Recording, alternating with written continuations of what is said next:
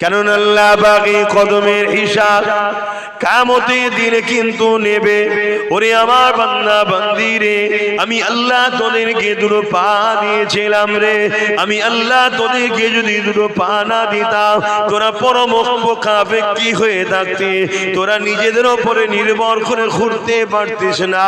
আমি আল্লাহ তোদেরকে দুটো পা দিয়েছিলাম, এই পা দিয়ে তোরা তোদের মনের মতো নিজের ইচ্ছা মতো স্বাধীন মতো নিজের মতো করে যেখানে খুশি যেতে পারবে। তবে বান্দারে, আমার দিয়া পা দিয়ে আমার দুশমনদের কাজে যাবি না, আমার দিয়া পা দিয়ে আমি যে জায়গাকে যাওয়া পছন্দ করি ওই জায়গাতে যাবি না। ওরে আমার বান্দা বান্দি রে, আমি আল্লাহ তোদেরকে পা দিয়েছি, এই পা দিয়ে মসজিদে যাবে, এই পা দিয়ে মাদ্রাসায় যাবে, এই পা দিয়ে আলেমে হাক্কানি আল্লাহওয়ালাদের কাছে যাবে, এই পা দিয়ে কোরআনের মাহফিলে যাবে, এই পা দিয়ে হালাল ইনকাম করার জন্য যাবে, এই পা দিয়ে মা বাপের কাছে যাবে, এই পা দিয়ে গরিব দুঃখীদের কাছে যাবে, এই পা দিয়ে অসহায়দের জন্য আগিয়ে যাবে। আরে আমার বান্দা বান্দি রে, আমি আল্লাহ তোদেরকে দুটো পা দিলাম, এই পা দিয়ে এক কথা আমার রাস্তাতে চলবে। আমার রাস্তাটা কোন রাস্তা? যে রাস্তা হলো রাসূলুল্লাহর রাস্তা। আমার রাস্তা কোন রাস্তা? ইহদিনাস সিরাতাল মুস্তাকিমের রাস্তা। মুস্তাকিমের রাস্তা কোন রাস্তা? সিরাতাল্লাযীনা আন'আমতা আলাইহি, যাদের উপরে ইনাম দিয়েছি ওদেরই রাস্তা। কাদের উপরে ইনাম দিয়েছি? মিনান নবিয়্যিন ওয়াস সিদ্দিকিন ওয়াস শুহাদা ওয়াস সালিহিন। এই চার শ্রেণীর রাস্তা হলো আমার রাস্তা। যারা নবিয়্যিন, সিদ্দিকিন, শুহাদা, সালিহিন, এই চারজন যে রাস্তায় চলেছে ওই রাস্তায় বান্দা তোরা যাবে। তাহলে আমি আল্লাহ তোদের এই কদম পাগুলোকে জান্নাতে ঘোরার জন্য ব্যবস্থা করে দেব।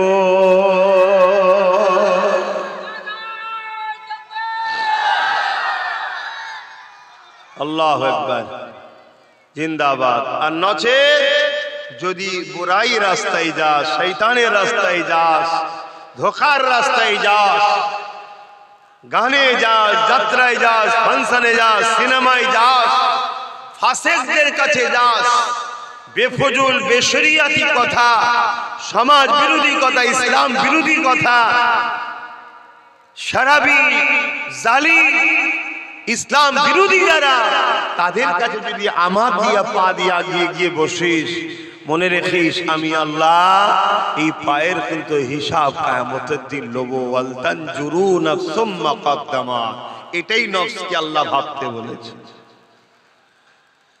বান্দা আমি তোদেরকে হাত দিলাম, এই হাত দিয়ে তোরা তোদের প্রয়োজনের কাজ মিটাবি। এই হাত দিয়ে বান্দা হালাল ইনকাম করবি। এই হাত দিয়ে বান্দা বান্দি রে এমন করে তোরা নিজেদের প্রয়োজনের কাজ মিটাবি। ওরে আমার বান্দা বান্দি রে, এই হাত দিয়ে গরিবকে সেবা করবে, এতিমদের সেবা করবে, মা বাপের সেবা করবে। আবার এই হাত দিয়ে বান্দা আমি আল্লাহ আমার কাছে হাত তুলে দোয়া চাইবি। ওরে আমার বান্দারে, এই হাত আমি আল্লাহ দিয়েছি, এই হাত দিয়ে মসজিদ বানাবি, যারা মসজিদ ভাঙবে তাদের বিরুদ্ধে লড়বি। এই হাত দিয়ে মাদ্রাসা বানাবি, যারা মাদ্রাসাকে ভাঙবে তাদের বিরুদ্ধে হাত দিয়ে লড়বি। ওরে আমার বান্দারে, আমি আল্লাহ তোদেরকে হাত দিয়েছি, এই হাত দিয়ে আবার আমার পবিত্র কোরআন, এই কোরআনের দুশমন যারা তাদের বিরুদ্ধে লড়বি। আর তোরা আমার কোরআনকে এই হাত দিয়ে ধরে বুকে করে চেপে ধরবি, তেলাওয়াত করবি। এই জন্য আমি আল্লাহ তোদেরকে দুটো হাত দিয়েছি। কোরআন পাখি আল্লাহ বলেছেন আল তানজুরু নাফসুম মা কদ্দামাত লিগা, প্রত্যেকটা নফসের উচিত পরকাল নিয়ে ভাবা। আমরা দুনিয়ার এত কাজে ব্যস্ত হয়ে গেছি, আর দুনিয়ার সময় এত সংক্ষেপ। আল্লাহ রসুল বলেছেন আখিরি জামানায় মাসগুলো বছরগুলো মাসের নাই চলে যাবে। একটা বছর একটা মাস যেমন যায় সেরকম চলে যাবে। খেয়াল করে দেখুন, হু করে চলে যাবে।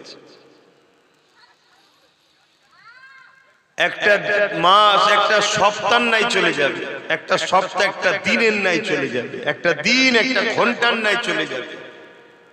আগেকার সময়ে মানুষরা কাজ কাম করে শেষ হয়ে সময় এত থাকতো, ইন্তজারে থাকতো কখন সন্ধ্যা আসবে, আর রাত হলে যেন সকাল হতে চাইছে। আর এখন আমরা শুধু চোখটা বন্ধ করি রাত্রিরে, অমনি মসজিদে আসসালাতু খায়রুম মিনান নাওম, ঘুমের থেকে নামাজ অনেক উত্তম। মুয়াজ্জিন আযান দিচ্ছে তখন মনে হচ্ছে এই তো ঘুমালাম, এক্ষুনি উঠতে হবে, কিন্তু না, সময় হু করে চলে যাচ্ছে। তো যাক, আমরা আখিরাতের জন্য কি করলাম এটা আমাদের প্রত্যেককে ভাবতে হবে, প্রতিটা নফসকে ভাবতে হবে। এটা আল্লাহ বলেছেন এই মাহফিল আখিরাতের ভাবার জন্য মাহফিল, আর আখিরাতের কামিয়াবি দুনিয়ার এই বাগান থেকেই তোমাকে সঞ্চয় করতে হবে। দুনিয়ার জিন্দেগির মধ্যেই তোমার আখিরাতের কামিয়াবি আছে। আমরা মনে করি এটা দুনিয়াদারি না, এর মধ্যেই তোমার আখিরাতের কল্যাণ আছে। তোমার সংসার জীবনে আখিরাতের কল্যাণ আছে, তোমার বিজনেস জীবনে আখিরাতের কল্যাণ আছে, তোমার পারিবারিক, সামাজিক, অর্থনৈতিক, রাষ্ট্রনীতি, রাজনীতি, তোমার লাইফের প্রতিটা মুহূর্তেই দুনিয়ায় যা করছো এর মধ্যেই আখিরাতের কল্যাণ আছে। শুধু আমার রাসূল যেভাবে করেছে ওইভাবে যদি করো, তাহলে ইনকাম করবে তুমি, খাবে তুমি, সংসার চালাবে তুমি, অর্থ হবে তোমার। কিন্তু রাসূলের সুন্নাত তরিকায় যদি করো, অতি আখিরাতের বিজয় আছে। জোরে বলুন সুবহানাল্লাহ। স্বামী স্ত্রী সংসার, আনন্দের সংসার, খুশির সংসার, শান্তির সংসার, কিন্তু অতি আখিরাতের কল্যাণ আছে। শুধু আমার রাসূলের সুন্নাহ অনুযায়ী নবী যেভাবে সংসার করেছে, স্ত্রীদেরকে যেভাবে সম্পর্ক ভালোবেসেছে ওইভাবে তোমাকে সংসার করতে হবে, তাহলেও এর মধ্যে আখিরাত আছে। শুধু যে নামাজের মধ্যে আখিরাত তা নয়, রোজার মধ্যে যে শুধু আখিরাত তা নয়। নামাজ রোজা যেমন আছে, নামাজ তো বছরে 5 ওয়াক্ত, 5 10 50 মিনিট বা 1 ঘন্টা, তাহলে বাকি 23 ঘন্টা কি কাজ আছে? এমনি এমনি নাকি? না, আখিরাতেরই কাজ। তো সেই শিক্ষা এই মাহফিলে দেওয়া হয়, এবং এই যে মাহফিলে বসে আছি, এই বসে থাকাটাও আখিরাতের জন্যই হচ্ছে। জোরে বলুন সুবহানাল্লাহ। কেন এই মাহফিলে বসলে আল্লাহ খুশি ও রাজি হয়। জোরে বলুন সুবহানাল্লাহ। আল্লাহ নবী আরো বলেছেন, যেখানে কোরআনের মাহফিল হয়, দ্বীন ইসলামের আলোচনার মাহফিল হয়, ওই মাহফিলে গিয়ে যারা বসে তাদের উপরে আল্লাহ রাজি হয়ে যে ছোট ছোট গুনাহ মাফ করে দেয়। জোরে বলুন সুবহানাল্লাহ। তাহলে এটা আমাদের আখিরাত হচ্ছে তো নাকি? হ্যাঁ, আখিরাতের জন্যই হচ্ছে। আর এখানেই আলোচনার মধ্যে দিয়েই মানুষ আখিরাতের চিন্তা করে। এখানেই বসলে আখিরাতের কথা মনে পড়ে, এখানেই আসলে আখিরাতের বিজয় কি করে হবে সে শিক্ষাটাও দেওয়া হয়। তাই এসেছেন যখন আপনারা, সামান্য সময় আল্লাহ দিয়া জিন্দেগি আল্লাহর রাস্তায় চালান। মাকসাদ করুন, এই দুটো চোখ আল্লাহ দিয়েছে, আমি ওই জিনিস দেখব যে জিনিস দেখলে আল্লাহ খুশি, ওই জিনিস দেখব না যেটা দেখলে আল্লাহ অখুশি। এই তো কামিয়াবি হয়ে গেল আখিরাত। এই কান আল্লাহ দিয়েছে, এ কানে আমি ওই কথা শ্রবণ করব যে কথা শ্রবণ করলে আল্লাহ খুশি হয়, ওটা শ্রবণ করব না যেটা শ্রবণ করলে আল্লাহ অখুশি হয়। এখানে কোরআন শুনবো, এখানে হাদিস শুনবো, এখানে দ্বীনের আলোচনা শুনবো, এখানে গরিব অসহায় দুঃখীদের মা বাপের কথা শুনবো, এখানে গান বাজনা, বেহুদা বেশরিয়াতি, জালিম অত্যাচারী শরাবি চরিত্রহীন সমাজ বিরোধীদের কথা আমি শুনবো না। তাহলে আখিরাত কামিয়াব।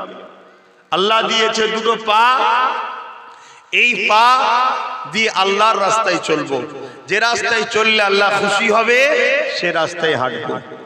আজকের এই যে মাহফিলে এসেছেন, বসেছেন, এই আশা বসা আল্লাহ খুশি। এই আল্লাহ দিয়া কদম আপনি এমন একটা জায়গায় আজকে লাগিয়েছেন যেটা আখিরাতের জন্য কামিয়াবি। জোরে বলুন সুবহানাল্লাহ। আপনি যদি হালাল ইনকামের জন্য যান, আপনি যদি হালাল ইনকামের জন্য যান, ওটাও আপনার আখিরাতের কল্যাণ। প্রতিটা কদমে কদমে কেউ যদি হালাল ইনকামের জন্য ঘরে, শুনছো যুবক, তোমরা ব্যবসা কারবার করো তো, মাঠে যাও, বিভিন্ন ফেরি করো, বিভিন্ন দোকানে যাও, বিভিন্ন জায়গায় মাল আনতে যাও, যদি হালাল ইনকামে যাওয়ার এটা যদি নিয়ত থাকে যে হালাল ইনকাম করতে আল্লাহ বলেছে, আমি পারি হারাম ইনকাম করতে কিন্তু করছি না, হালাল করছি, এজন্যে আল্লাহ খুশি হবে, তোমার প্রত্যেকটা কদমে কদমে 10টা নেকিও হবে। জোরে বলুন সুবহানাল্লাহ। এটা তোমার আখিরাত। তাহলে দুনিয়ার মধ্যেই আখিরাত, দুনিয়ার কাজের মধ্যে দিয়ে আখিরাতের কামিয়াবি। কিন্তু আমরা ব্যবসাটাকে মনে করি এটা দুনিয়ার ব্যাপার, সংসারটাকে মনে করি এটা দুনিয়ার ব্যাপার।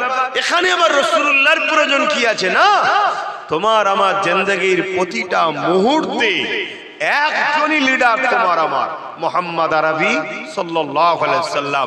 তিনি আমাদের মডেল, তিনি আমাদের প্রতীক, তিনি আমাদের সবকিছু। তিনি ছাড়া অন্য কাউকে উম্মতে মুহাম্মাদি মানতে পারে না। উম্মতে মুহাম্মাদির মধ্যে যদি কেউ মুনাফিক মুসলমান হয়, তাদের বৈশিষ্ট্য হলো রাসূলকে শুধু মুখে রাখে, হাকিকাতে তারা রাসূল ছাড়া সবাইকে ফলো করে চলে। আর উম্মতে মুহাম্মাদি হাকিকাত তারা যারা জিন্দেগীর প্রতিটা মোড়ে, প্রতিটা মুহূর্তে, প্রতিটা সেকেন্ডে, প্রতিটা কাজে রাসূলকে তারা ফলো করে, যে এই কাজটা আমার রাসূল কিভাবে করতে বলেছে। আমার নবীর লাইফটাই তো আমাদের জন্য ইসলাম। জোরে বলুন সুবহানাল্লাহ। আমার নবীর জীবনীটাই তো আমাদের জন্য কোরআন। জোরে বলুন সুবহানাল্লাহ। তাহলে সেই রাসূলে পাক সাল্লাল্লাহু আলাইহি ওয়াসাল্লাম এই কদম কিভাবে ফেলেছে, এই কদম কোন রাস্তায় চালিয়েছে, এটা আমাদেরকে দেখতে হবে। কেননা আল্লাহ বাকি কদমের হিসাব কিয়ামতের দিনে কিন্তু নেবে। ওরে আমার বান্দা বান্দি রে, আমি আল্লাহ তোদেরকে দুটো পা দিয়েছিলাম রে, আমি আল্লাহ তোদেরকে যদি দুটো পা না দিতাম, তোরা পরমপক্ষাপেক্ষী হয়ে থাকতে, তোরা নিজেদের ওপরে নির্ভর করে ঘুরতে পারতিস না। আমি আল্লাহ তোদেরকে দুটো পা দিয়েছিলাম, এই পা দিয়ে তোরা তোদের মনের মতো, নিজের ইচ্ছা মতো, স্বাধীন মতো, নিজের মতো করে যেখানে খুশি যেতে পারবে। তবে বান্দারে, আমার দিয়া পা দিয়ে আমার দুশমনদের কাজে যাবি না, আমার দিয়া পা দিয়ে আমি যে জায়গাকে যাওয়া পছন্দ করি ওই জায়গাতে যাবি না। ওরে আমার বান্দা বান্দি রে, আমি আল্লাহ তোদেরকে পা দিয়েছি, এই পা দিয়ে মসজিদে যাবে, এই পা দিয়ে মাদ্রাসায় যাবে, এই পা দিয়ে আলেমে হাক্কানি আল্লাহওয়ালাদের কাছে যাবে, এই পা দিয়ে কোরআনের মাহফিলে যাবে, এই পা দিয়ে হালাল ইনকাম করার জন্য যাবে, এই পা দিয়ে মা বাপের কাছে যাবে, এই পা দিয়ে গরিব দুঃখীদের কাছে যাবে, এই পা দিয়ে অসহায়দের জন্য আগিয়ে যাবে। আরে আমার বান্দা বান্দি রে, আমি আল্লাহ তোদেরকে দুটো পা দিলাম, এই পা দিয়ে এক কথা আমার রাস্তাতে চলবে। আমার রাস্তাটা কোন রাস্তা? যে রাস্তা হলো রাসূলুল্লাহর রাস্তা। আমার রাস্তা কোন রাস্তা? ইহদিনাস সিরাতাল মুস্তাকিমের রাস্তা। মুস্তাকিমের রাস্তা কোন রাস্তা? সিরাতাল্লাযীনা আন'আমতা আলাইহি, যাদের উপরে ইনাম দিয়েছি ওদেরই রাস্তা। কাদের উপরে ইনাম দিয়েছি? মিনান নবিয়্যিন ওয়াস সিদ্দিকিন ওয়াস শুহাদা ওয়াস সালিহিন। এই চার শ্রেণীর রাস্তা হলো আমার রাস্তা। যারা নবিয়্যিন, সিদ্দিকিন, শুহাদা, সালিহিন, এই চারজন যে রাস্তায় চলেছে ওই রাস্তায় বান্দা তোরা যাবে। তাহলে আমি আল্লাহ তোদের এই কদম পাগুলোকে জান্নাতে ঘোরার জন্য ব্যবস্থা করে দেব।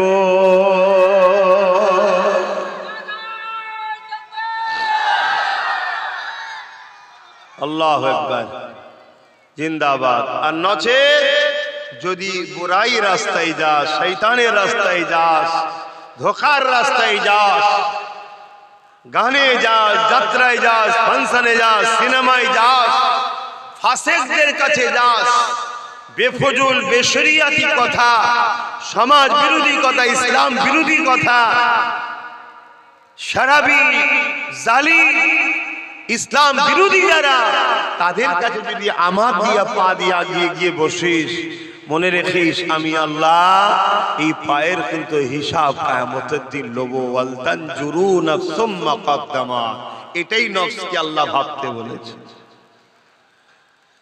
বান্দা আমি তোদেরকে হাত দিলাম, এই হাতে তোরা তোদের প্রয়োজনের কাজ মিটাবি, এই হাতে বান্দা হালাল ইনকাম করবি, এই হাতে বান্দা বান্দিরে এমন করে তোরা নিজেদের প্রয়োজনের কাজ মিটাবি। ওরে আমার বান্দা বান্দিরে এই হাতে গরিবকে সেবা করবে, এতিমদের সেবা করবে, মা বাপের সেবা করবে।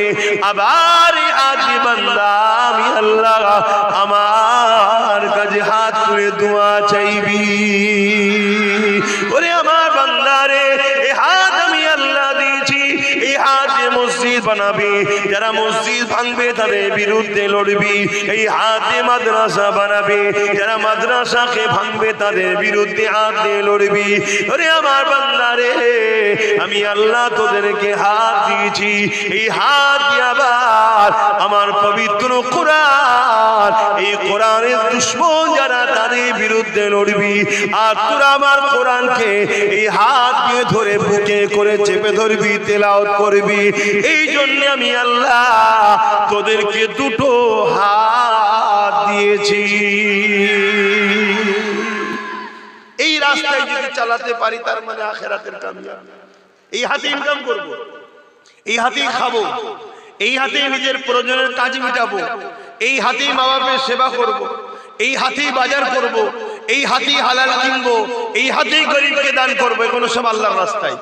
কিন্তু এই হাতেই যদি আবার ইসলাম বিদ্বেষীদের ঝান্ডা ধরি তাহলে শয়তানের রাস্তায় চলে গেলাম। এই হাতকে চালালাম, আল্লাহর বিচার নেবে, কিন্তু হাতের হিসাব নেবে। আমি গল্প বলছি না আপনাদেরকে, আমার কথা নিতে পারছেন তো? হ্যাঁ, গল্প বলছি, আল্লাহ হিসাব। আল্লাহ কি এমনি এমনি পাঠিয়ে দিচ্ছে নাকি আমাদের? যা দুনিয়ায় গিয়ে ফুর্তি আনন্দ মজা করে আয়, এমনি এমনি পাঠিয়ে দিচ্ছে নাকি? এটা একটা টেস্টে পাঠিয়েছে, এটা পরীক্ষা, এটা মিশনে, এটা মিশনের জন্য পাঠিয়েছে। আমি AK-47 দিলাম, ইউনিফর্ম দিলাম, মাস গেলে মাইনে দিচ্ছি, বর্ডারে দাঁড় করিয়েছি, দামি দামি চাল কম পয়সা খাওয়াচ্ছি, সবকিছু ফ্রি, সব ব্যবস্থা করে দিয়েছি। এমনি এমনি নয়। বিদেশিটা আমার দেশের মধ্যে না ঢোকে বর্ডারকে পাহারা দেয়, এটাই তো BSF এর কাজ। আমার দেশের মাল যেন বিদেশে না পাচার হয়ে যায়, এটা কাজ। যদি না করে দেশ থেকে মাইনে দেবে, রাখবে। উপরন্ত আবার তারা যদি দেশের দুশমনদের সঙ্গে হাত মিলায় তাহলে শাস্তি আছে না নাই? তাহলে আল্লাহ তোমাকে আমাকে সব দিল, জমিন দিল, আসমান দিল, জান দিল, জিন্দেগি দিল, দুটো চোখ দিল, হাত দিল, পা দিল, কত রকম খাদ্য ফল মূল দিল। এমনি এমনি নাকি? বান্দা আমার জমিনে আমি যেটা চাই, আমি যাতে রাজি, আমার হাবিব যাতে রাজি, ওই কাজ করবি। আর যেতে আমার হাবিব নারাজ, ওই কাজ করবি না। ভালো লোকের সঙ্গে মিশবি, চরিত্রবানের সঙ্গে মিশবি, ভদ্রবানের সঙ্গে মিশবি। আমার পক্ষে যারা তোদেরকে ডাকবে তাদের সঙ্গে মিশবি। যারা সমাজ বিরোধী, দেশদ্রোহী, গাদ্দার, খুনি, চরিত্রহীন, জেনাখোর, ব্যভিচারী, বদমাইশ, তাদের সঙ্গে মিশবি না। এই তো কথা, এটাই তো জিন্দেগি। আর এইটাই করলেই তো আখিরাতে কামিয়াবি। তোমাকে আলাদা করে কোনো পাহাড় কাটতে আল্লাহ বলেন যে পাহাড়টা কেটে আয় তবে জান্নাত দেবো, সূর্যটাকে নেপিয়ে নিয়ে আয় জান্নাত দেবো, চাঁদে যে ঘুরে আয় তবে জান্নাত দেবো, সাগরের পানিকে শুকিয়ে দিয়ে ছেঁচে দেখা তারপরে জান্নাত দেবো। আল্লাহ বলেছে নাকি? তোমাকে ভালো হতে বলেছে, আর ভালো লোকের সঙ্গে মিশতে বলেছে। আর অন্যায় যে করবে আমার জমিনের ওপরে, তোরা সংগঠিত হয়ে তাকে রোক, তাকে রোক। কারণ জমিন আল্লাহর, এখানে আল্লাহর রাজত্ব চলবে, এখানে আল্লাহর কথা চলবে, এখানে কারো মনমানি কথা চলবে না। আজ বড় দুঃখের বিষয়, আমরা সংগঠিত নই, ঐক্য নই। আমাদের কিছু ভাই চলে গেছে এ ডাকাতের সাথে, কিছু গেছে ও চোরের সাথে, কিছু গেছে মাতালের সাথে, কিছু গেছে মুনাফিকের সাথে। আমরা টুকরো টুকরো হয়ে গেছি বলে আল্লাহর জমিনের উপরে আজকে যা খুশি তাই হচ্ছে। যদি আমরা সবাই এক প্ল্যাটফর্মে দাঁড়াতে পারি, ইনশাআল্লাহ এই জমিনের উপরে অন্যায়, অত্যাচার, জুলুম, খুন, দাঙ্গা, ফাসাদ, নারীদের উপরে জুলুম, রেপ, সবটা ইনশাআল্লাহ বন্ধ হয়ে যাবে। জোরে বলুন সুবহানাল্লাহ। এটাই তোমাদের কাজ। আর এইটা যদি করে যেতে পারি, আল্লাহ আমি দুনিয়াতে হালাল ইনকাম করেছি, হালাল খেয়েছি, পরিবারকে পর্দায় রেখেছি, ভালোবেসেছি, সন্তান হয়েছিল, সন্তানকে আপনার নবীর প্রেম, আপনার প্রেম, আপনার আহলে রাসূলদের প্রেম, কোরআনের শিক্ষা দিয়েছি, তাকে ডাক্তার বানিয়েছিলাম, উকিল বানিয়েছিলাম, জিএম বানিয়েছিলাম। আল্লাহ এমন করে কোনো গরিবের মাল ঝেড়ে খাইনি, গরিবকে সাহায্য করেছি, বড়দের সম্মান, ছোটদের স্নেহ করেছি, নামাজ পড়েছি, মসজিদের পক্ষে ছিলাম, মাদ্রাসার পক্ষে ছিলাম, গরিবের পক্ষে ছিলাম। আয় আল্লাহ, জালিমদের সঙ্গে ছিলাম না, অত্যাচারীদের সঙ্গে ছিলাম না, খুন খারাপি দাঙ্গা ফাসাদ করিনি, তাদের সঙ্গে ছিলাম না। জান্নাত তো এই তো কাজ, এই তো কাজ। সারাদিন 24 ঘন্টার মধ্যে কত সহজ ব্যাপার। ফজর বেলা নামাজ পড়া, আবার জোহর বেলা নামাজ পড়া, এই ফজর থেকে জোহর পর্যন্ত তোমাকে হালাল ইনকামের জন্য চেষ্টা করতে হবে। পড়াশোনা যারা করছো পড়াশোনা করো, বড় হও, হালাল ইনকাম করবে। আবার জোহরের নামাজের পর খাওয়া দাওয়া করে তুমি একটু কাইলুলা করো। কাইলুলা করার পর তোমাকে বিকেল বেলা উঠলে ফজর আসরের নামাজ পড়লে, একটু ঘোরাঘুরি করলে, মন ফ্রি হলো। কথা বুঝে আসছে? বাচ্চা থাকলে বাচ্চার সঙ্গে সময় দিলে, বা দোকান খোলা থাকলে দোকান খুললে, আবার হালাল ইনকাম করো। আবার সন্ধ্যেবেলা ওয়াক্ত হলো, নামাজ পড়লে, দোকান খুললে, নামাজ বসলে, ঈশা পর্যন্ত কি আরো একটু রাত পর্যন্ত দোকান চালালে, চালিয়ে ঘরে এসে ফ্রেশ হয়ে নামাজটা পড়ে খাওয়া দাওয়া করে আল্লাহর নাম নিয়ে শুয়ে পড়লে, ধরে শুয়ে পড়তে পড়তে ঘুমিয়ে পড়লে। এই তো রুটিন। কিন্তু এর মধ্যে কোনো অন্যায়কারীর সঙ্গে সাথ দেবে না, আর কারোর উপরে জুলুম করবে না। তোমার জন্যই তো জান্নাত। কিন্তু হায় আফসোস, এই সামান্য কাজ আমরা আল্লাহকে ভালোবাসি বলি, আল্লাহর জন্য আমরা করতে পারছি না। এ কেমন প্রেম! অথচ দুনিয়ার জালিমদেরকে যারা ভালোবাসে, তারা জালিমদের জন্য মানুষকে খুন করছে। আল্লাহ তোমায় খুন করতে বলেছে নাকি? তা তো বলে নাই, তোকে মেরে দিয়া আল্লাহ বলে না। কথা বুঝে আসছে? তাহলে সেই জায়গায় আজকে কি করছি আমরা ভাবে, কিন্তু যেতে আল্লাহর কাছে হবে। সবাইকে কিয়ামতের দিন দাঁড়াতে হবে, ময়দানে মাশরে সবাইকে উঠতে হবে। ওই দিন আল্লাহ পাক কিন্তু বিচারটা নেবে। তিনি আহকামুল হাকিমিন হবে, নাই বিচারক, নাই পরাণ, নাই বিচারক হবে। আমাকে ওই দিন উঠতে হবে, আপনাদেরকে উঠতে হবে, বাবা আদমকে উঠতে হবে, আম্মা হাওয়াকে উঠতে হবে। তামাম নবীরা ময়দানে মাশরে থাকবে, আমি আপনিও থাকবো। কিয়ামতের সেদিন পর্যন্ত সবাইকে ওই ময়দানে মাশরে উঠতে হবে। আমার আম্মা জানেরা, আপনাদের ওই ময়দানে মাশরে উঠতে হবে। মনে রাখবেন, এই দিনটা এত কঠিন দিন হবে, যেদিন মাথার এক বেজটা ইখতিলাফ, এক হাত উপরে আল্লাহ সূর্য নামিয়ে দেবে। মাথার খেলগুলো গলে গলে ওই সূর্যের তাপেতে জমিনে পড়তে থাকবে, এবং জমিনটা লোহা যেমন আগুনে দিলে পুড়ে পুড়ে লাল হয়ে যায়, ওই সূর্যের তাপেতে জমিনটা লাল হয়ে যাবে। একটুখানি ছেলে তোরা তো মোবাইল করে, কার ছেলে এটা? এত করে তোমাদেরকে বুঝাই, বাচ্চাদের হাতে ফোন দেবে না, ফোন দেবে না, ফোন দেবে না।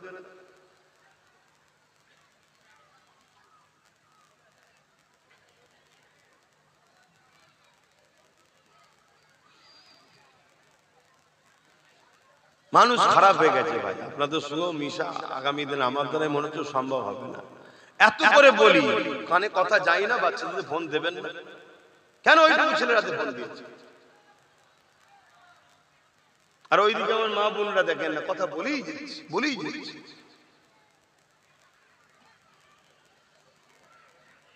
কমিটির লোক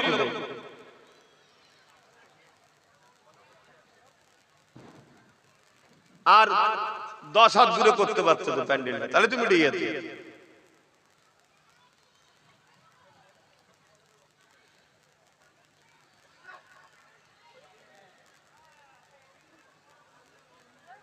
কি হলো?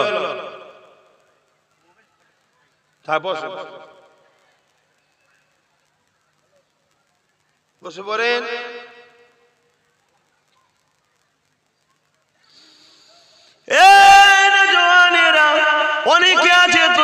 ভালোবাসা দিয়ে, অন্যায় দেখার পরও চোখ থেকে তোমাকে ভালোবাসা দিয়ে শুধু তোমার থেকে সে নিজের ফায়দাটা বুঝে নেবে। শুনছো তো? অনেকে আছে তুমি অন্যায় করবে দেখবে, তাও তোমাকে ভালোবাসা দিয়ে নিজের ফায়দাটা লুটে নেবে। আমি পারি, কিন্তু না, আমি সেই রকম ভালো তোমায় বাসি না, তাই অন্যায় দেখলে ধরি না। কি দরকার আছে? তোমার ছেলে মোবাইল দেখে বড় হলে তোমাকে পিটিবে, তো আমার কি যায় আসে?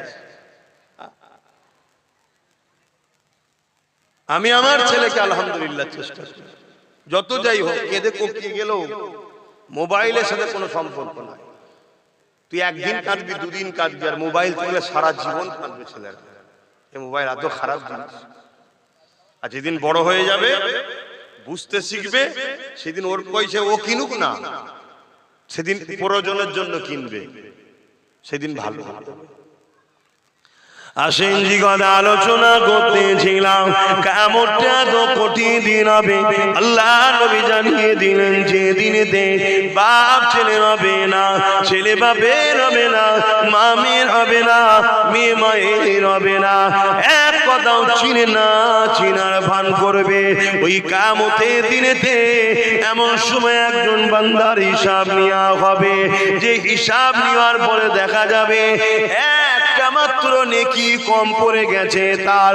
আল্লাহ পাক বলবে, বান্দারে তোমার যদি আর একটা নেকি থাকতো বান্দা, তাহলে আমি আল্লাহ তোমাকে জান্নাতি করে দিতাম। এ বান্দারে একটা নেকি কম তোমার পড়ে গেছে। আজকে যতগুলো মানুষ এখানে বসে আছে, বলুন তো দেখি, প্রতিটা মুহূর্তে আপনাদের বসে থাকা দরুন নেকি হচ্ছে না হয়নি? এক তো জান্নাতের বাগান, আবার নবীর একটা কথাকে মানছো। রাসূল বলেছেন মাহফিলে গিয়ে বসতে, নবীর ওই কথার সুন্নাত পালন করছো, তাহলে কি হচ্ছে? কিয়ামতের দিনে একটা নেকি কম পড়ে যাওয়ার জন্য লোক ধরা পড়ে যাবে।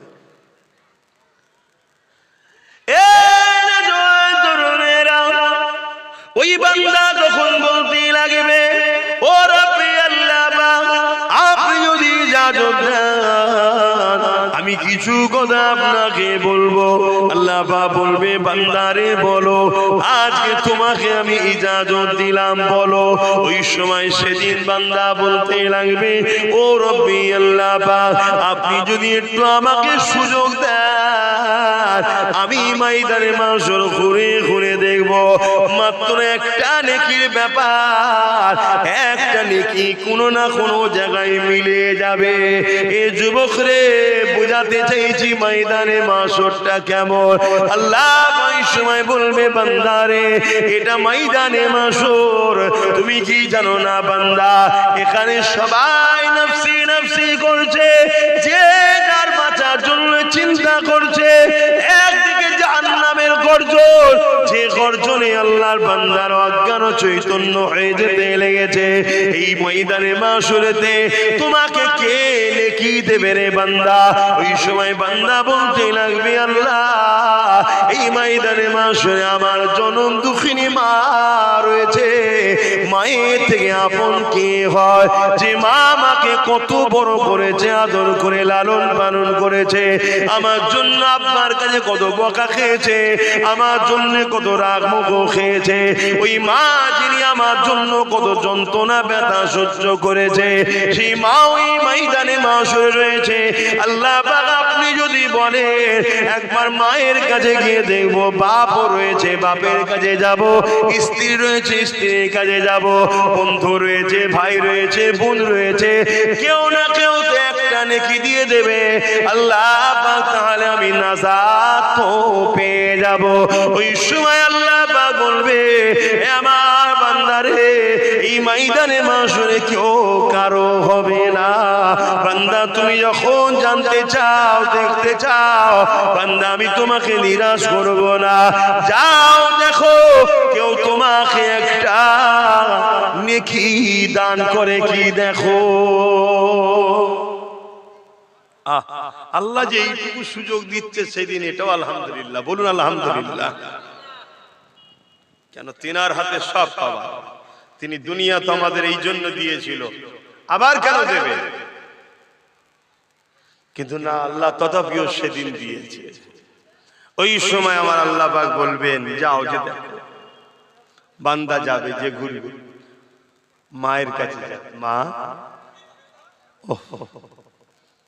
কি সমস্যা, একটু সরে যান না,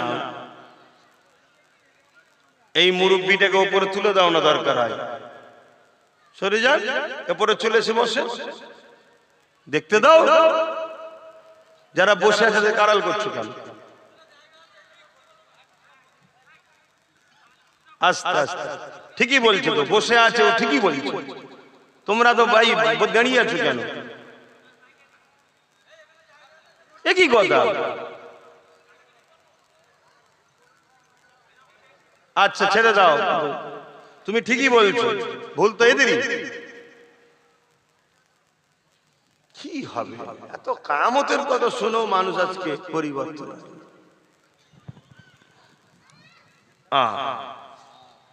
কামতের দিন আল্লাহ ঘোষণা দেবে, ন্যায়বাদী, সত্যবাদী, মানবতাবাদী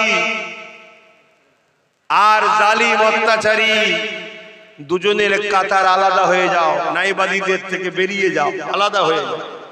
তুমি কি ভাবছো আমি আলাদা হব না, রয়ে যাব নাকি? এটা কি আব্বাস সিদ্দিকীর হুকুম নাকি যে বসে যাও, বসছো না? আসল কথা সব জিনিস বুঝিয়ে বলা যায় না, কিছুটা অনুভব করতে হয়। যখন একটা বিমার হয়, একটা পেটের যন্ত্রণা যখন হয়, আমাদের কি দশা হয়? সামান্য একটা পেটের যন্ত্রণায় জন ছেলে যখন হয় কাতরায় যাবে, কখনো কখনো হসপিটাল ঘুরতে যাবে, দেখবে বিমারদের কি হচ্ছে। কখনো কখনো কবরস্থানের ধারে যাবে একটু, যে দেখবে তোমাদের মতো এরকম সব রক্ত গরমওয়ালা জন ছিল একদিন, তাদের হাঁ হয়ে পড়ে আছে, ভেতরে দেখা যাচ্ছে না, হাড় হাড্ডি পড়ে আছে। শুনছো আমার ভাইগুলো, বেশি গরম ভালো নয়, একটু পরিবর্তন হয়। জানি হালকা বয়সে একটু হয় রে বাবা, কিন্তু এত গাফলতি কেন? একদিকে জালিমরা ইসলামকে মিটাতে উঠে পড়ে লেগেছে, সারা দুনিয়ায় হচ্ছিল, এখন সেটা আমার দেশে ঢুকে গেছে, দেশ থেকে দূরে এখন কান মুতে আমার রাজ্যে চলে এসেছে। কলকাতায় র্যালি হচ্ছে, মিছিল হচ্ছে, কলকাতায় প্রকাশ্য মিডিয়ার সামনে বলছে হিন্দু রাষ্ট্র বানাতে হবে, ইসলাম মুক্ত সমাজ গড়তে হবে। এটা হিন্দু রাষ্ট্র নাকি? এটা তো গণতান্ত্রিক দেশ। তাহলে এই রাষ্ট্রে হিন্দু রাষ্ট্র বলাটাই হলো সাম্প্রদায়িক। কই তার বিরুদ্ধে পুলিশ অ্যাকশন নিচ্ছে? লাইনে। কিন্তু একজন যদি শুধু বলে যে এই রাষ্ট্রকে, এই রাজ্যকে ইনসাফের উপরে, ন্যায়ের উপরে, মানবতার উপরে, সম্প্রীতির উপরে, ভ্রাতৃত্বের উপরে জান্নাত ইসলাম আনতে হবে, বাস অমনি তার বিরুদ্ধে ফায়ার হয়ে যাবে, তাকে ধরে নিয়ে ভরে দেওয়া হবে। শুনছেন তো নাকি? কিন্তু এটা সংবিধান বিরোধী চরম অন্যায় কথা প্রকাশ্য বলা হচ্ছে, ভারত থেকে ইসলামকে মিটিয়ে দেওয়া হবে, ইসলাম মুক্ত ভারত চায়, মিডিয়াতে দেখাচ্ছে। আমার কলকাতাতে বিজেপি এলাকাগুলোই তো হচ্ছে রে বাবা, বিজেপিরাও তো, তারা তো চাইছে হিন্দু রাষ্ট্র বানাবো, শুনছেন তো নাকি? তারা তো চাইছে। আর তুমি যতই যাদেরকে সেকুলার মনে করো, সব ভেতরে ভেতরে কিন্তু এক হচ্ছে। শুধু তুমি হাঁ করা হয়ে বসে আছো, তুমি শুধু হাঁ করা হয়ে বসে আছো, তোমার হুঁশি নাই কি হচ্ছে ভেতরে ভেতরে। কথা বুঝে আসছে? গোস্ত গোস্তই হয়, উজুড়ি উজুড়ি হয়। তুমি যতই চেষ্টা করো উজুড়িকে গোস্ত বানাবার আর গোস্তকে উজুড়ি বানাবার, কখনোই সম্ভব নয়। সেদিন আর নেই যেটা আগে দেখেছিলে, এখন সিচুয়েশন আলাদা। তো যা কিসব কথা বললে তোমাদের পছন্দ হবে না, নেবে না, আর কি বলবো, যা খুশি করো, তবে সজাগ করার দায়িত্ব আছে, তাই সজাগ করছি। এত বড় একটা কথা, পুরো সংবিধানকে মিটিয়ে দেওয়ার কথা, হিন্দু রাষ্ট্র হবে, ইসলামদেরকে রাখা যাবে না। বাংলার কলকাতাতে হচ্ছে, মিডিয়ায় দেখাচ্ছে, তার বিরুদ্ধে পুলিশ অ্যাকশন হয়েছে। তাহলে তুমি কি বুঝছো? তোমার সরকার তাকে সাপোর্ট করছে, তার মানে তাহলে বিজেপিও চাইছে হিন্দু রাষ্ট্র, এও চাইছে। ওই জন্য এখন সব জায়গায় মন্দির তৈরি করছে আর মসজিদ গুলো সব ভাঙছে। নিউ টাউনে মসজিদের জায়গা চুরি করে বিক্রি করছে, করছে না, করে না? তাহলে এদের উদ্দেশ্য হলো ইসলামের পেহচান রাখবো না। আর সেই জায়গায় তোমার আমার কওমের একদল মুসলমান আবার এদের সাথ দিচ্ছে না, দেয় না। তারা মুসলমান, তুমি আমি দেখছি, তারা মুসলমানরাই অলরেডি ইসলাম থেকে অনেক আগে বেরিয়ে গেছে। এই ভারতবর্ষে একটা হলো অমুসলিম মুসলমান হয়েছে না হয়নি? কথা বলো, হয়েছে না হয়নি? লাখ লাখ হচ্ছে আমি জানি, কিন্তু সেগুলোকে আমাদের সামনে আসছে। ঠিক তেমনই অনেক মুসলিম ঘরের ছেলে শিক্ষার অভাবে হোক আর কপাল ফাটা হয়ে হোক ইসলাম থেকে বেরিয়ে গেছে না, যায় না? কথা বলছে না? তো সেইগুলো কারা?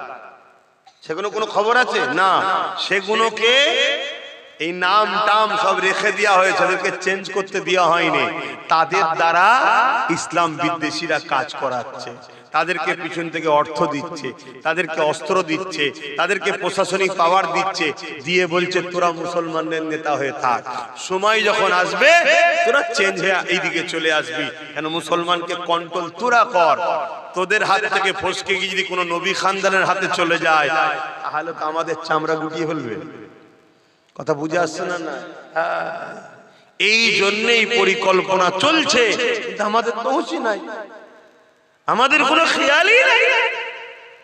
আমরা ভাবছি কোন রকম 200 টাকা যদি হয়ে যায় দিনটা কেটে যাবে, চলো কার পিছনে ঘুরলে কার চামচাগিরি করলে 200 টাকা পাওয়া যায়। দেখ কি এটা এক শ্রেণী মুসলমান এটা করছে না? করে আজ নয় আলহামদুলিল্লাহ বলে বলে বলে বলে বলে একটু হলো মুসলমান জেগেছে না জাগেনি? এটা আওয়াজ দিয়ে বলুন না জেগেছে। কিন্তু আবার যদিও জায়গায় আমার মতো কত হুজুর, কত মৌলী সাহেব, কত বক্তা ঘুম পাড়াবার চেষ্টা করছে, কতজন আবার বিভাজন করতে চাইছে। আছি 10 জন একসাথে, বলছে 2 জন ওখানে চলে যা, 2 জন এখানে চলে যা, তা 4 জন চলে গেলে 6 জন কম হলো না? হলো না? এতদিন তারা কোথায় ছিল? এতদিন কোথায় ছিলিস? হঠাৎ করে এরকম মুসলিম দরদি হয়ে গেলে কি করে? তাহলে ভাবতে হবে না, এই যে হঠাৎ করে আমরা যে ঐক্য হচ্ছি এ খবর ওদের কাছে আছে না? না, তোমার গ্রামে ওদের লোক আছে, তোমার পাড়ায় ওদের লোক আছে, এই জলসায় ওদের লোক আছে, আমি যা বলছি সব রেকর্ডে ওদের কাছে যায়। তাহলে তোমার খবর ওদের কাছে আছে না? না, তোমার হাড়ির খবর জানে, তোমার ফ্রিজের খবর জানে, সব খবর তোমার জানে। তা দেখছে তে সবাই এক হচ্ছে, এক হয়ে যদি সবকটা নওশাদের পাশে দাঁড়িয়ে যায়, আর অন্য দিক দিয়ে যারা বঞ্চিত গরিব আছে তাদের মধ্যে থেকে যদি 15-20% কোনোদিন চলে আসে, বাস এ তো ক্ষমতায় চলে আসবে। তাহলে আমাদেরকে যে মিটাবার যে কথা হচ্ছিল কলকাতার বুকে দাঁড়িয়ে ইসলাম রাখা যাবে না, হিন্দু রাষ্ট্র করতে হবে, আর নওশাদ তো সংবিধানকে মান্যতা দেয়, তাই তো নাকি? তাহলে তো সমস্যা হয়ে যাবে। এজন্য টুকরো টুকরো করে দাও, এসব প্ল্যান চলছে, তোমার আমার তো খেয়াল নেই। যাক একটুখানি এসেছিলাম এইদিকে, আবার ফিরে যায় ময়দানে মাশরের কথা বলছিলাম। এ যুবকেরা মনে রেখে দিও, দুনিয়াদারির মধ্যে দিয়ে আখিরাতের কল্যাণ রয়েছে। একটা মাত্র নেকি, যার জন্য আল্লাহ বান্দাকে বলছে বান্দারে তোমার যদি আর একটা নেকি হতো আমি আল্লাহ তোমাকে নাজারটা দিয়ে দিতাম।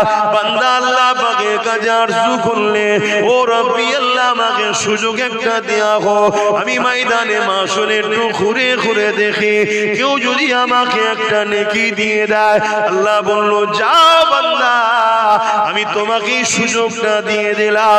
বান্দা নেকি খুঁজতে বেরোলো, এই পর্যন্ত মনে রাখেন। পরে বলছি অপর দিকে আর একটা বান্দা যাকে আল্লাহ হিসাবের জন্য ডেকেছে, ওরে আমার বান্দার হিসাবটা দে রে বান্দা। বান্দা এই সময় হিসাব দিতে লেগেছে, দিবার আগে আল্লাহ পাকে বলতে লেগেছে ও রব্বি আল্লাহ পাক আপনি আমার হিসাবটা নেবেন না, কারণ আমি দুনিয়া জমিনে অন্যায় আর অন্যায় করেছি, পাপ আর পাপ করেছি। আল্লাহ আল্লাহ কোনো ভালো কাজ আমি করতে পারিনি, রে আল্লাহ আপনি আমার হিসাবটা নিয়ে সবার কাছে অপমানিত না করে গোপনে গোপনে আমাকে জাহান্নামে দিয়ে দেন।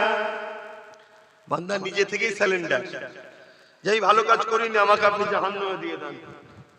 আল্লাহ বলবে লা তাখনাতু মির রাহমাতিল্লাহ, আমার রহমত থেকে নিরাশ হও না বান্দা, একবার তোমার আমলনামাটা দেখাও না। বলুন সুবহানাল্লাহ।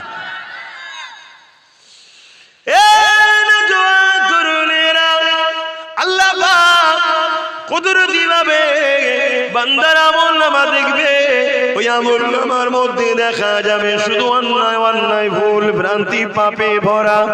দেখতে দেখতে দেখা যাবে একটা মাত্র ভালো কাজ, ওখানে একটা নেকি কম, এখানে শুধুমাত্র একটা ভালো কাজ।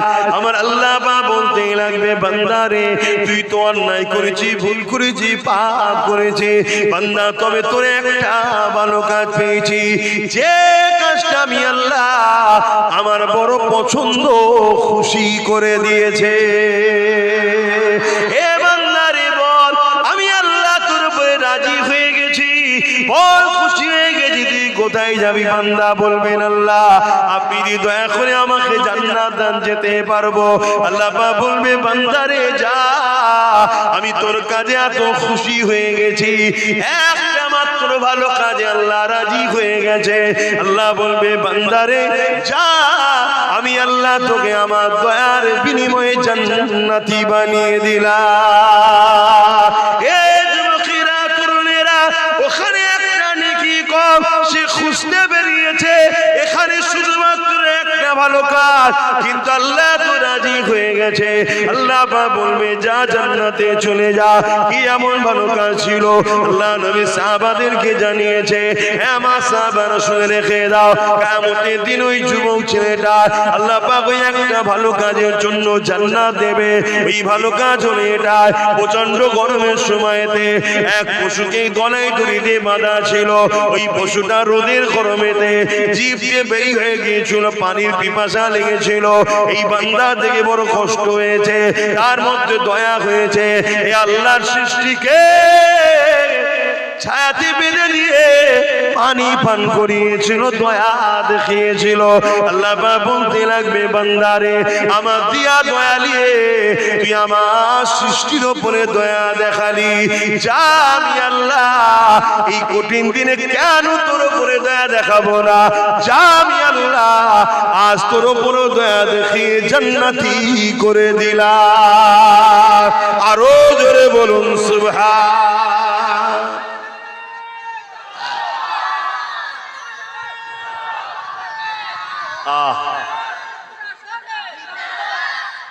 ভাবেন, যেদিন পশুটা বাঁধা ছিল, অসহায়, সে যেতে পারছে না, রোদে ছটফট করছে, পিপাসা লেগেছে, ওই অবস্থায় বান্দা তার উপরে দয়া দেখিয়েছে। ময়দানে মাহশরে আমরা অসহায় না, অসহায় না?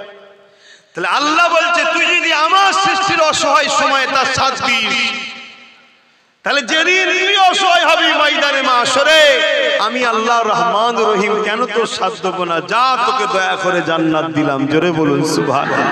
তাহলে আজ যদি আমরা এতিম বাচ্চারা অসহায়, গরিব বাচ্চারা অসহায়, বিধবারা অসহায়, সমাজের কোন গরিব এতিম অসহায়ের উপরে যদি জুলুম হয়, যদি তুমি তার সাথ দিয়ে তাকে জুলুম থেকে মুক্ত করতে পারো, তাহলে কিয়ামতের দিন তুমি যখন অসহায় হবে, আমার আল্লাহ তোমার সেদিন রহমত দ্বারা তোমাকে অসহায় থেকে মুক্ত করে জান্নাতে দেবে। জোরে বলুন সুবহানাল্লাহ। এজন্য আল্লাহ নবী বলেছেন, তুমি যদি আল্লাহর দয়া পেতে চাও, তুমি আল্লাহর সৃষ্টির উপরে দয়া করো। সে সৃষ্টির মধ্যে শ্রেষ্ঠ সৃষ্টি আবার মানুষ, সৃষ্টির উপরে দয়া করো। কিন্তু আজ আমরা মানুষ কি মানুষের উপরে দয়া করছি? সে মানুষ যদি হিন্দু হয়, আদিবাসী হয়, সাঁওতাল হয়, বাগদি হয়, খ্রিস্টান হয়, সেও যদি বিপদে পড়ে, তার উপরে দয়া দেখানো দরকার আছে না? অবশ্যই মানুষ, সে আল্লাহর সৃষ্টি। পাশাপাশি জীব জন্তু যদি বিপদে পড়ে, তার উপরে দয়া দেখানো দরকার আছে না? নাই। কিন্তু আমরা সোশ্যাল মিডিয়ায় কি দেখছি?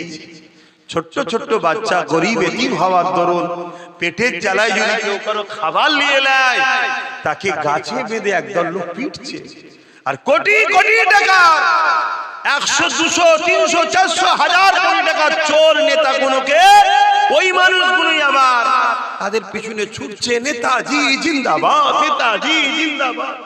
তা খোদার গজব আমাদের উপরে হবে না? একটা গরিব মানুষের ছেলে পেটের জ্বালায় রুটি চুরি করেছে, বা কিছু খাবার চুরি করেছে, বা কারো কাছে আম চুরি করেছে, হালকা বয়সের ছেলে। এই তো কিছুদিন আগে একটা কোন জায়গায় আম চুরি করেছিল, সে অমুসলিম ঘরের ছেলে ছিল, তো কি হয়েছে? বাচ্চা ছেলে, তাকে মারতে মারতে মেরে ফেললো। ভুলে গেছেন কি আপনারা জানেন নাকি? আমি ভুলিনি, আমার সব মনে থাকে। আজকে তাকে দেখা যাচ্ছে বেঁধে ফিরছে। কিছুদিন আগে দেখেছেন পুলিশ পর্যন্ত মারছে একটা বাচ্চা ছেলে, পুলিশের সামনে, পুলিশের সামনে একটা বাচ্চা ছেলেকে মারা হচ্ছে। সে কিছু চুরি করেছে। মায়ের পেট থেকে কেউ চোর হয়ে বেরোয় না।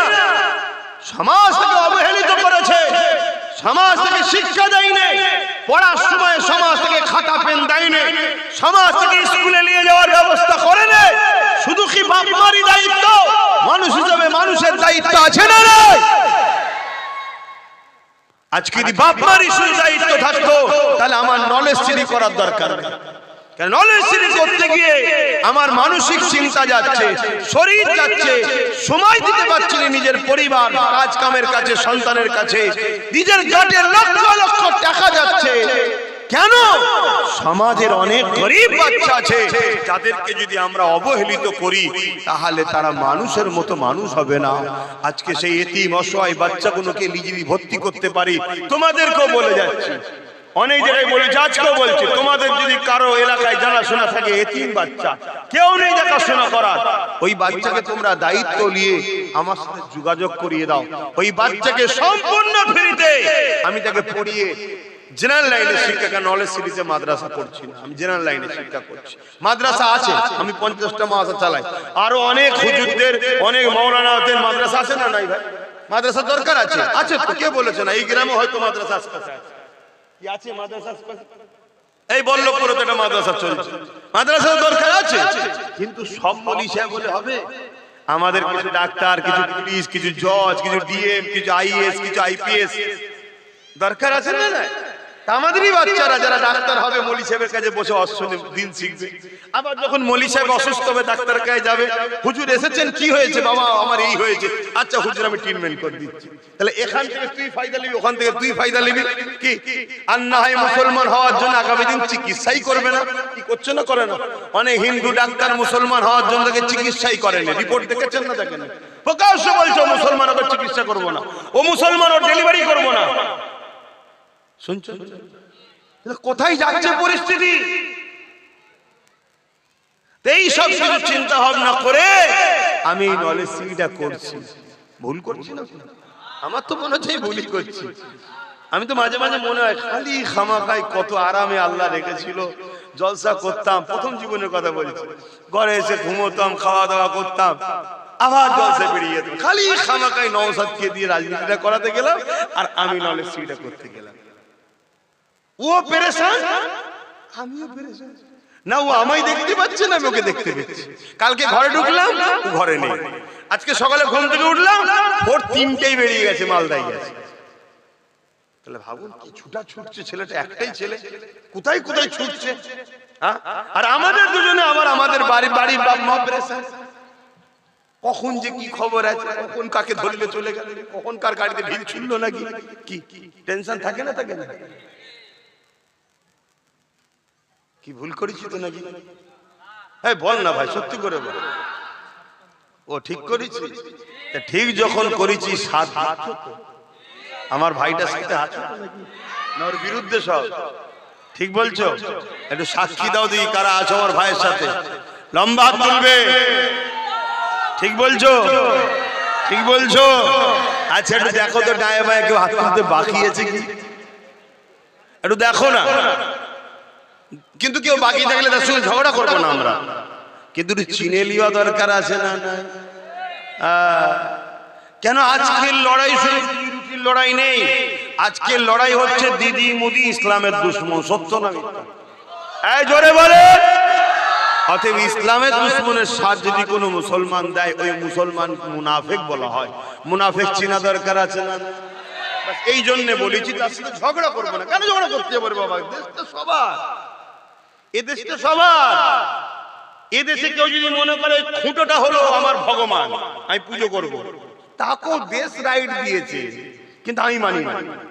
আমি মানি এক আল্লাহ, ঠিক না বেটি? কিন্তু তা বলে ওকে বলতে পারি না মেরে ফেলবো, এটা বলার অধিকার নেই। আর ইসলামও দেয় না। কথা বুঝে আসছে না? তো সেই জায়গায় যদি কোনো আমার মুসলিম ঘরের ছেলে আজকে যদি ইসলামের দুশমনকে এখনো সাপোর্ট করে, তার স্বাধীনতা আছে, কিন্তু চিনে লিওয়া দরকার আছে না যে এইটা ঘোলা আন্ডা আমাদের নেই, আমাদের ঘরে হয়েছে কিন্তু আন্ডা ঘোলা হয়ে গেছে, কাল লিয়া যাবে না, এতে দূরে থাকা দরকার। কেন এই বাহ্যিক আমাদের ভেতরটা জালিমদের কথা বুঝে আসছে না, এটা মাথায় রাখা দরকার আছে তো নাকি? এই কথাগুলো একটু বুঝিয়ে দিচ্ছি, অসুবিধা হচ্ছে? আজান দিলে শোনা যাবে? হ্যাঁ, আসলে একটু সালামটা দিয়ে এলি একবার, ইয়া নবী সালাম।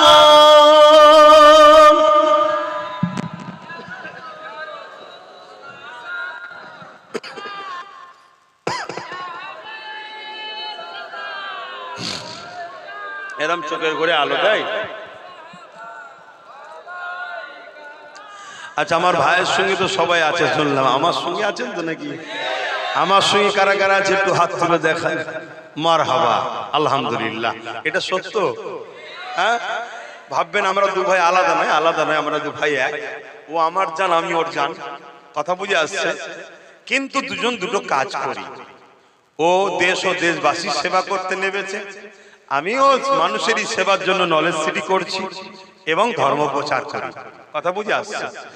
তো সেই জায়গায় ভালো তো বাসেন বললেন, আমার নলেজ সিটির দাতা হয়েছেন আপনারা।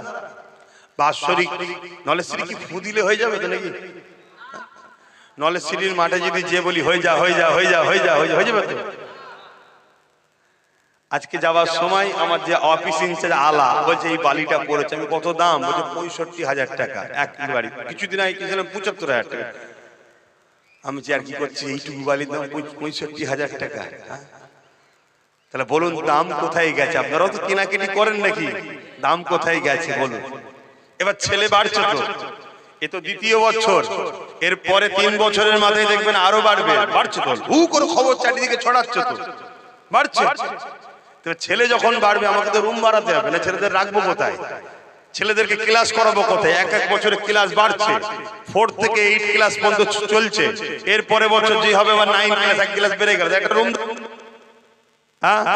আবার তারপরে বছর মাধ্যমিক, তারপরে বছর 11, তারপরে বছর হায়ার সেকেন্ডারি, পার বছর যাবে এক ক্লাস করে বাড়ছে।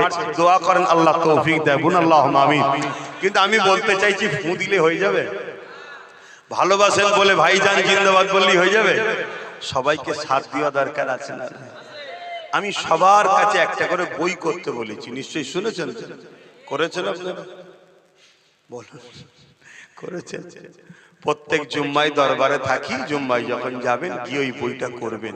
মা বোনেদের জন্য বছরে 500 টাকার একটা বই করবেন, বাপ ভাইদের জন্য বছরে 1000 টাকা। দ্বিতীয় অসুবিধা আছে?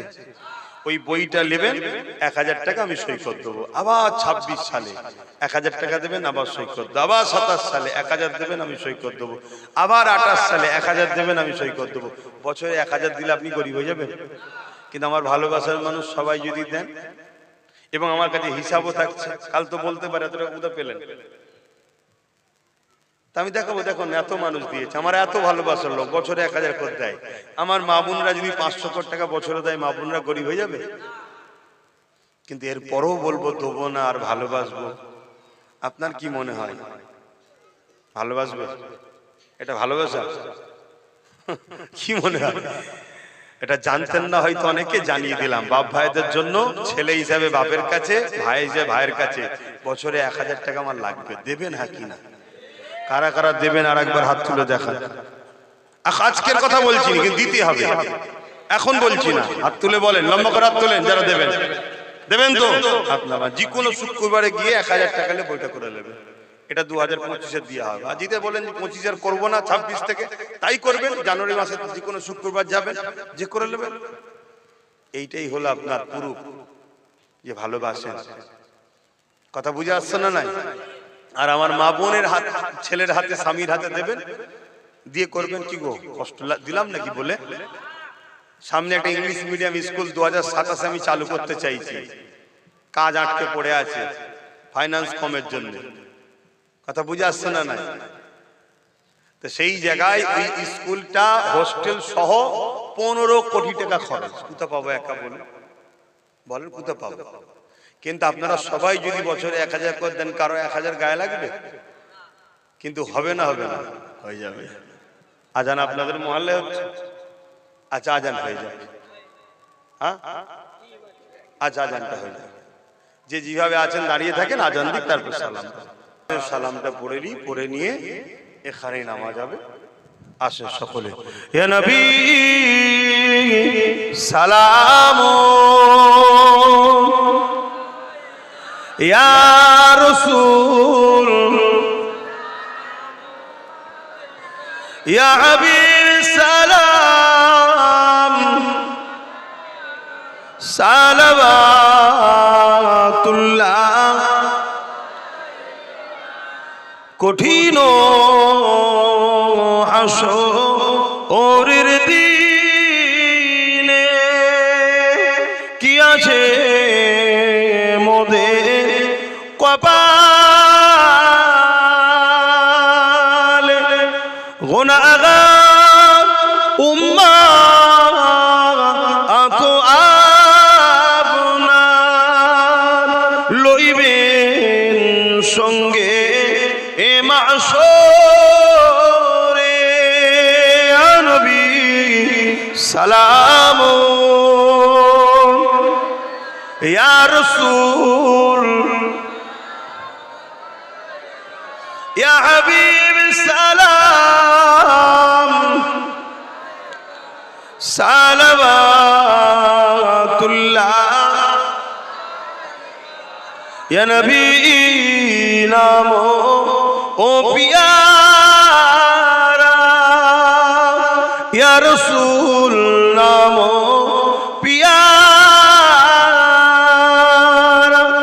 আরশ पर हक ने पुकारा, सच पैगंबर आप हमारा। या नबी सलाम, या रसूल, या हबीब सलाम, সালাওয়াতুল্লাহ। আলহামদুলিল্লাহ। কাবা কোন দিকে? এইদিকে।